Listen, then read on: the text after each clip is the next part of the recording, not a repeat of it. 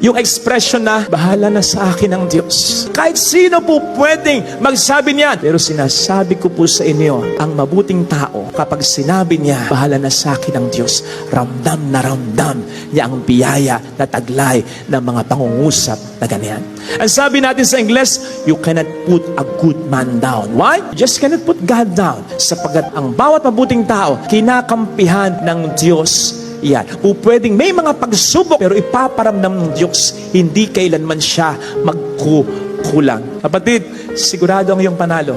Huwag kang mapapagod, magpakabuting tao. And once that happens, makikita mo ang mga bagay-bagay sa buhay mo. Hindi na sa area ng positibo o negatibo.